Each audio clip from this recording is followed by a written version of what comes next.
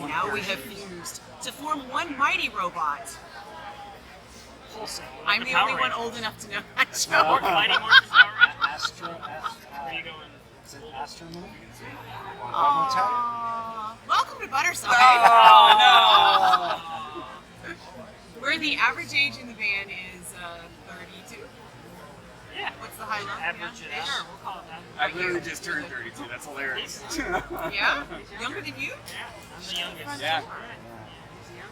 So originally I wanted to do this with Sam because Sam and I are on the Monsters of Rock cruise together while he's in Faster Pussycat, and I wanted to talk Monsters of Rock cruise, but Sam has so many bands that we're here to with Budderside, and so now we're going to pivot, but at some point we do need to talk Monsters of Rock cruise. And I get confused easily. Yeah, and then you have Dorothy as well, right?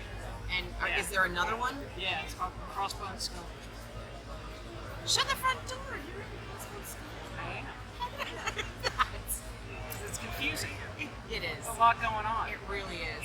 Is everybody else in 3-4 bands? Something like that. Well, Patrick said give us the roster. Sweet. I mean, give everybody like the full so that everybody knows everybody's bands. Notable is Sweet. I sing for Sweet also in Budderside. I've played for other people, but right now, just this. Just the one. Yeah, right now, just Jim. this. I do this, and I'm a cover band bandit, man. Back home, I'm down in San Diego tomorrow with one. Keep it fun. Keeps it fresh. Nice. So how do you guys coordinate Budderside? Is it just when you've got time, or is this the band that you tend to come together first and then everything else kind of has to fall in line? Yeah, I think I'm constantly fighting to find us something, somewhere to play, somewhere to go, and play together. And then, we get a bunch of dates, and I'll throw them at the guys. And every time there's an open date that we all can fall on, then we do something together, really. When the big things like this come up, Aftershock, Louder Than Life, then everybody makes time, for sure. Yeah. But if anything came up of note, that was worthy of taking some serious time off from the other things, I think we'd all do that, because this is our Like band. if you got a tour offer, you block it out, it'd be good. For sure. Yeah. Yeah. How did the Power Hour theme song come about? I was co-hosting the show, and Josh and Matt just said, "Hey, man, you guys want to write the song?" And a week later, they had it. That was it? Yeah, that was it. Wham bam, thank you, Budderside? Yeah, bam, bam, thank you, Sam. So, what are you guys working on right now? Our record just dropped in July. Just came out July 10th. It's called White Flame. And these were kind of the next things. We had Louder Than Life, Aftershock, and I don't know what's next. I think we'll concentrate on, there were 4 super great songs that came out, I feel like better than the rest of the songs on the record. So I'll probably spend some time massaging those ones into everybody's brains. So I'll spend some time promoting each one of those for the next, at least through Christmas. And then we're looking forward to some touring. So that is the next thing you're looking for, is that tour that you can walk off. Yeah, the record's so good we have to tour. You know Sam's not available in February. Yeah. March 10th. I think March I'm 10th. I think I'm gone February and March as well. So. We coordinate. Where everybody else is doing other things, so we just make it work. So, I don't want to call you a fledgling band, but as a band that's not getting a big PR company, record company push where everything's handled for you, how do you guys kind of DIY supplement that? Because I noticed you guys are very socially active, which I kind of dig. But you have to be now. Yeah. We just really work our asses off to create the best content possible, and I think we do a really damn good job of. You can put us up against anybody. It looks as good, it sounds as good, it looks just as professional as anybody else's stuff. And that's just because we work extra hard to get there. Have you felt like your following is growing this album? Steadily, yeah. It's going up a bit. Yeah, I mean, ever since Louder Than Life, I think we're up 5,000 listeners. So it's just, it's not flying up, but it's crawling. Yeah. Hey man, it is tough. Yeah. These things are awesome. It's hard out there in these streets. Yeah. Sorry, I'm tired and hungover. Ask questions amongst yourselves. Normally I have notes, but I failed to have notes on this one. Sorry. What's the best song? What's everybody's favorite songs on the album? On the new album? Jeff, what's your favorite song on the new album? Oh man, I gotta take it back to Ghostlighting.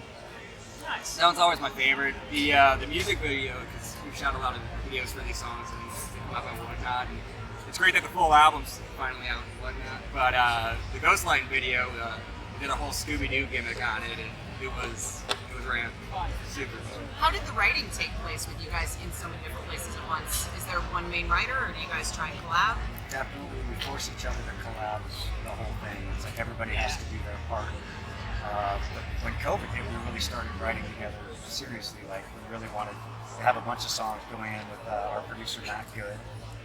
But there is definitely a sense of like, there's just a real spontaneous thing happens when we get with him, because you have to be so open to collaborating with Matt, because he's such a genius and he teaches us so much as we, give it everything we have, and he doesn't let us settle for something less than what we can do. So the music really grows up in the studio with him. So sometimes, like, I didn't go in with a lyric at all for the last session for 4 songs, and they all came out better than I could have ever dreamed possible. So what was the most surprising thing he taught you, or pointed out to you, or kind of brought about after you brought him music? Well, the song that Jeff mentioned, Ghostlighting, was a completely different song when we brought it in. And then he transformed it basically into what the song is now. it was like a Green Day kind of a. Yeah, it was all kind of happy. It had a pop punk vibe. Yeah. It's pretty much just like the breakdown part. It's kind of the same. The only similar part. Yeah. The working title for it was Green Sabbath, because it was a little bit of Green Day, a little bit of Sabbath. And then it just became all pure evil. Yeah. All evil. Yeah. Fair enough. I have to. Sorry. The sad part about this is that we're not going to edit any of this out. And it's going to just be. It's just going to be me like sighing hungover, like, oh my god. Please help me tell people about your band, because I really do like your band. I'm just so fucking tired. So. Oh, we can make it easy. If you spell the name right, you will find it everywhere. It's BUDDERSIDE on Instagram, Budderside.com, everywhere. It's it's easy to find if you spell it right. Yeah, dive in. How'd you come up with that? You lost a bet. Shut up! Who'd you lose a bet to? All the good names were taken. That was quick. I like that's that. the I like how exact quick same that thing was. Kerry King said. He was trying to come up with like a bunch of names for the band, and he ended up having to call it Kerry King Band because every single thing he wanted was taken. Ours Or weren't it was going to taken. be some kind of a legal thing to get it back or get it exclusive. Yeah. I think we had overflow of so many ideas. Like, there was a chance to Yeah. change the name of the band, and Lemmy signed us initially. And I went to Lemmy and I said, before we put out the record, I think we should change the name. And he said he liked Budderside. So Oh, you can't argue with Lemmy. nope. I mean, you could, but it would be stupid, right? So, is there kind of a Lemmy legacy still like floating through the music? Well, forever. Yeah. Yeah. I mean, we're all. Would there be like an element you could pick out and be like, that's something that we were thinking of him for? I think we owe all of our elements and all of music to Lemmy for everything he did. So He I did think create it's- the heaven and earth. Yeah. Yeah, I mean, there's a lot of elements of all our influences. I guess the Motörhead thing, trying to do a bunch of kind of faster paced songs. So there's always kind of that energy. But yeah, everybody's influences get inserted somewhere else. Well, it's a big amalgamation just in the bands that you're all in right now. Which cover bands are you in? I mean, what's your cover band kind of like genre? Oh, we vary, dude. I'm in one that's like a pop, pop everything Like a tomorrow. wedding and band? then I'm in a classic rock one and 70s rock. Okay, so the classic rock, sweet, Master Pussycat, there's that kind of very strong Hard glam to shake our definitely happening James around Fritz, here, and then the Lemmy. Yeah. With We're all the definitely at speed. we're all heavy. I think our influences of grunge are heavier than anything else, so that feeds into it too. We're kind of a band of all decades, We really are. Modern as well. I'm super happy with that. No, I am. I think that's great, and I am going to beg my John. Will you please edit out all the parts where I like fall over hungover? Is there anything else that you guys have coming up that we can promote? Not right. Just off gonna the work bat. on the album and then Yeah. tour. Yeah, we're probably gonna do Who something do in you Hollywood. want to go on tour with? Like, who's out there where you're like, that would be good with Budderside, right? Like, Anyone really would be. I would. Yeah. who's the steak to your potatoes? Nice. I like that. I mean, I would love to go out with Pretty Reckless. Logan's with them 90% of the time touring. We've met with them a couple of times. I'd be really excited if that happened. Yeah. I don't know. It's hard. Yeah, it's hard to pick one because there's like so many floating around. Living or dead? Fantasy. Oh. Oh man, now that really does happen. Well, I know what you would say. living for me is Alice in Chains. So that's living and dead. Yeah. It's all in one. My favorite band is AC/DC, so to open for them myself would be awesome. Yeah. And, not wholly outside the realm of possibilities, because they are alive and they are doing the 50th anniversary tour. They are. Just saying, you gotta get your name in the room. Yeah. Dude, funny enough, especially, what is it, tomorrow night? The next night? Maiden, dude. Oh yeah. I think opening for Maiden, you have to do, it's such an opening slot that everybody knows, like, the pressure is on, so you gotta bring it. Maiden fans, we're all diehards, you know, and we want to get to Maiden, but, you gotta bring a good show, and everybody that I've ever seen ever open for them always brings it. Be a good one, man. We did play before Steve Harris from Iron Maiden. Yeah. That was Funny halfway enough, there. maybe I was like Yeah, fresh fresh line. Yeah. 1/6 of the way there. Once. I'm just saying, you know a guy. Guy. Sometimes in this business, Yeah, man, that's all it that was takes. royalty right there.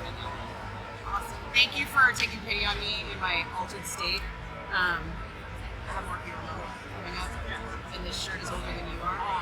It's my thing. Like, I have a Ramones logo tattooed on my ass. Nice. Like, I brought my first ticket stub with me. I'm like, Oh, that's cool. I'm full fangirling, and you can ask Sam. Like, I'm not the fangirl. Awesome. Well, thanks for having us. Yeah, no, thanks for coming out. And I promise that next time we see each other, I will be. Well, no, I don't make any promises. But I do. We can do this again anytime. I mean, Sam's got my number. I think we can fix it, make it better, have better timing. When you do get the tour to announce, especially if there's a San Francisco date, which would be awesome. Okay. Hell yeah. I was assuming it was I told them it was just you. And they were like, can Patrick come? And I was like, okay, Sam and Patrick's fine. And then I got And we everybody. all came. But, We just gate crashed. but actually, 9 times out of 10, that would be like, fuck yeah, let's do this. It's just how often is it going to be where I'm like stupid hungover and I have Marky Ramone in 15 minutes? Yeah. Right? Like, this is literally the first time I've talked to Marky And we were Ramone late. since the Ramones And broke we up were in late. We were 1996. Well, and they were late. I just want to say. Oh, we're still going. The Oh my one God. thing that happened today Oh, yeah, wasn't my sorry. fault, was that they were Oh no. late. Oh no. We're not editing anything. We're just gonna fucking upload and be like, Budderside, do it.